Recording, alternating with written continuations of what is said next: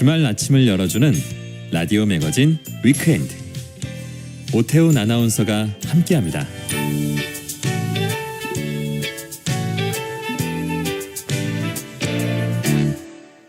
네, 일상에서 발견하는 실용 인문학 이야기를 나눠봅니다. 생활 속의 인문학, 인문학 저자 이효건 작가 나오셨습니다. 어서 오십시오. 네, 안녕하세요. 어떤 이야기예요? 오늘은 주인이라는 주제 들고 왔습니다. 손님 말고 주인? 네, 맞습니다. 예. 주인이란 어떤 물건이나 대상을 소유한 사람을 말하죠.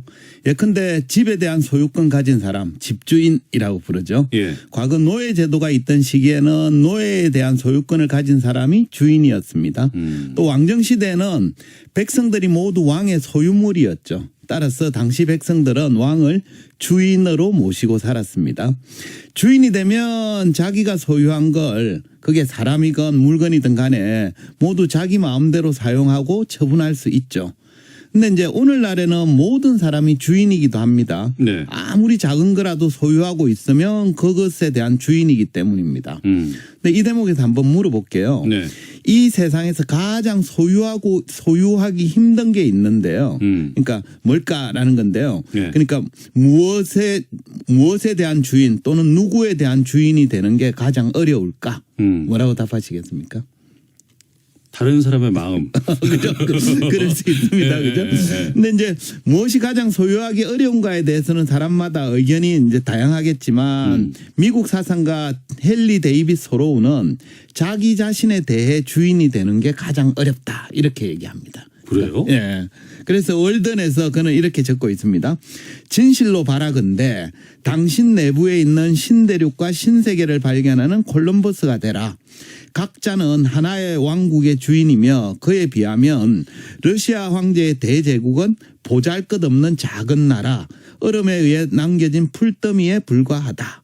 그러니까 소로우는 러시아라는 넓은 제국보다는 우리 각자의 내부에 있는 개개인의 왕국이 훨씬 크고 광활하다고 봤습니다. 그러니까 러시아라는 보잘것없는 작은 왕국의 주인이 되는 것보다는 자기 자신이라는 거대한 왕국의 주인이 되는 게 훨씬 중요하면서도 힘들다라는 뜻으로 읽힙니다. 뭐 자기 자신에 대해서 주인이 되라 뭐 이렇게 네. 하는 건 당연한 말인 것 네. 같고 마치면 교재에 쓰일 만한 그런 예. 말인데 다들 이렇게 살아가고 있지 않나요? 네, 그죠.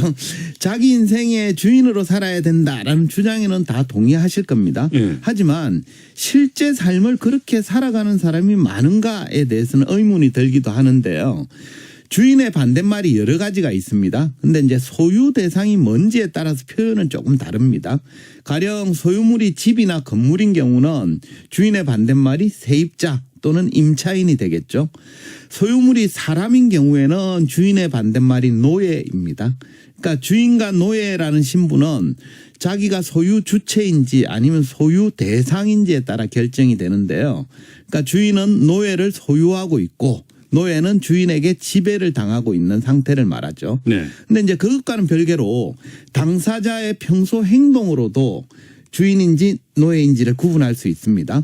철학자 스피노자는 노예를 주인의 명령에 복종하지 않으면 안 되는 자라고 정의를 한 바 있습니다.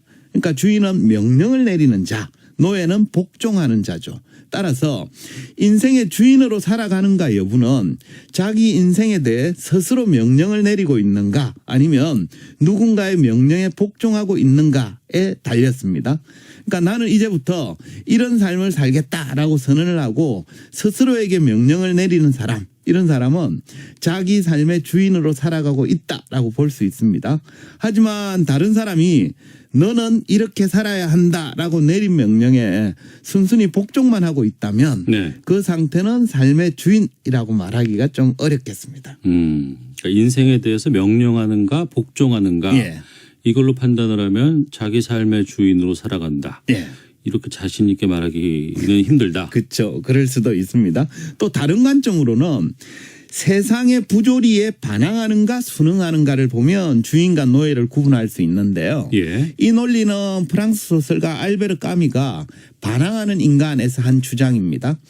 까미에 따르면 우리가 사는 세상은 기본적으로 부조리한 곳이에요. 네. 여기서 부조리하다는 것은 자기가 바라는 걸 세상이 좌절시키는 상태를 말합니다. 부조리가. 예. 그래서 대체로 노예가 사는 세상은 부조리로 가득하죠. 왜냐 그러면 주인이 명령을 내릴 때 그건 자기를 위한 거지 노예를 위한 건 아니거든요. 예. 이처럼 부조리한 세계를 살아가는 개인은 세상의 부조리함에 순응할지 반항할지를 결정해야 되는데요. 까미는 당연히 반항해야 한다라는 입장입니다. 그래서 이렇게 적고 있습니다. 반항하는 인간이란 확 돌아서고 돌변하는 자이다. 그는 주인의 채찍질에 못 이겨 걸어가고 있었다. 그런데 그가 돌연 몸을 확 돌려 주인과 맞선 것이다. 그러니까 까미가 말하는 반항하는 인간이란 부조리한 세계를 인식하고 그것에 맞서는 의식을 가진 사람을 뜻합니다. 네. 그러니까 반항하는 인간도 기본적으로는 노예 상태에 있습니다. 근데 노예는 부조리를 깨닫기 전까지는 그저 현실에 순응하며 살았죠. 하지만 세상이 부조리하다는 걸 인식하는 순간 그의 의식이 깨어났고 이제 부조리에 반항함으로써 노예 상태에 벗어나려 합니다. 물론 반항한다고 해서 갑자기 노예였던 신분이 주인의 신분으로 바뀌는 건 아닙니다. 네. 하지만 최소한 자기가 노예 상태임을 자각하고 그곳에서 벗어나야겠다라는 마음은 먹은 상태죠. 그러니까 이제부터는 노예가 아니라 주인으로 살겠다라고 최초로 각성을 한 셈이라고 볼 수 있겠습니다. 그러니까 부조리에 순응하지 말고 반항을 해야 네. 노예 상태에서 벗어날 기회를 갖는 거다. 네, 맞습니다. 네. 근데 이제 요즘처럼 자유로운 민주주의 시대를 살아가는 현대인들은 자기가 주인이지 노예 상태에 놓여 있다라고 생각하지는 않습니다. 그렇죠. 하지만 많은 사상가들이 인간은 누군가에게 예속된 노예 상태다라고 정언을 하고 있는데요. 예컨대 철학자 세네카가 이렇게 얘기합니다. 우리는 어디로 향할지 예측 불가능한 집마차에 묶여 있는 개와 비슷하다. 우리를 묶은 사슬은 어느 정도 움직일 여유를 줄 만큼 길기는 하지만 그렇다고 우리가 원하는 대로 어디든지 돌아다닐 수 있을 만큼 넉넉하지는 않다. 그러니까 세네카는 사람들이 집마차에 묶여 있는 개와 비슷한 처지라고 봤습니다. 근데 그 개는 어느 정도 움직일 여유가 있어서 자유롭다고 느낄 수는 있지만 네. 본질은 노예라는 거죠. 그러니까 집마차가 움직이는 대로 끌려다닐 수밖에 없다는 겁니다. 그러니까 세네카도 노예라고 보고 있습니다. 그러니까 직장에 다니면서 이제 하기 싫은 일을 해야 하는 거 그렇죠. 있잖아요. 예. 그런 것도 이런 거 아니에요? 약간 그렇다고 볼 수 있죠. 근데 이제 자본주의 관점에서 주인과 노예를 최초로 구분한 사람은 자본론의 저자인 마르크스인데요. 그는 자본가는 노동자를 지배하고 착취해서 이윤을 늘려간다고 보았습니다. 그래서 자본을 가진 자본가는 명령만 내리고도 큰 돈을 버는데 그 명령을 따르는 노동자는 열심히 일해도 겨우 입에 풀칠할 정도로만 살아간다는 거죠. 네. 말하자면 마르크스는 자본가는 주인, 노동자는 노예라는 도식으로 자본주의를 봤습니다. 하지만 마르크스 이후에 1972년에 철학자 들레즈와 정신분석학자 가타리가 안티오이디푸스라는 책을 발표합니다. 이 책은 자본론을 자기 시대에 맞게 새롭게 쓴 책이라는데요. 네. 책에서는 저자들이 마르크스의 주장, 그러니까 자본가는 주인, 노동자는 노예라는 도식을 부정하면서 이렇게 적고 있습니다. 더 이상 주인조차 없으며 지금은 다만 다른 노예들에게 명령하는 노예들만 있을 뿐이다.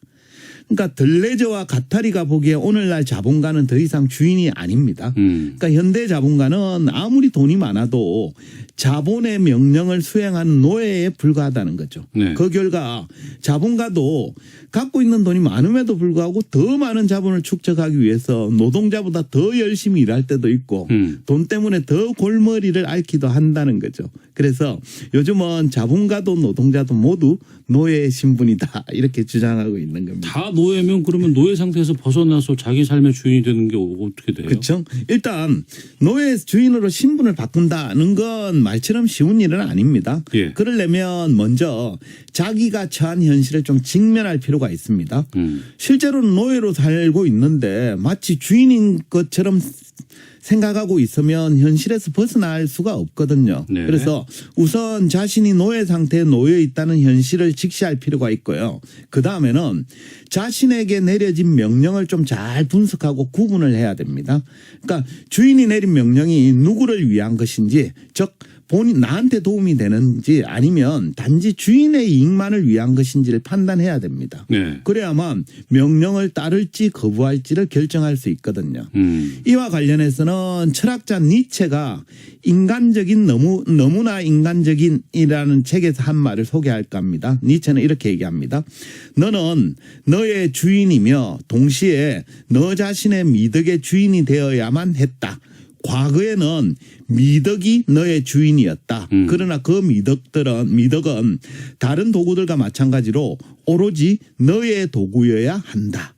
여기서 니체가 말하는 미덕이란 세상이 나에게 내리는 명령이라고 해석을 해도 됩니다. 네네. 그러니까 과거에는 그 미덕이, 그 명령이 나는 그 명령을 충실히 따르는 노예처럼 살았죠. 하지만 니체는 그 미덕을 자신의 미덕, 자신을 위한 도구로 바꾸라고 조언을 하고 있는 거죠. 그러니까 말하자면 과거에는 너는 이렇게 살아야 한다라는 외부의 명령에 따랐다면 네. 이제부터는 나는 이렇게 살겠다라는 자기 자신을 위한 명령으로 바꾸어 살아야 주인으로 살 수 있다라는 뜻입니다. 외부 명령 말고 네. 내 뜻에 따른 나의 명령으로 살아야 한다. 네. 이렇게 이해를 하도록 하겠습니다. 자, 생활 속의 인문학 이혁원 작가와 함께했습니다. 고맙습니다. 네, 감사합니다. 네. 라디오 명주 위크엔드 마치겠습니다. 오태훈이었습니다. 고맙습니다.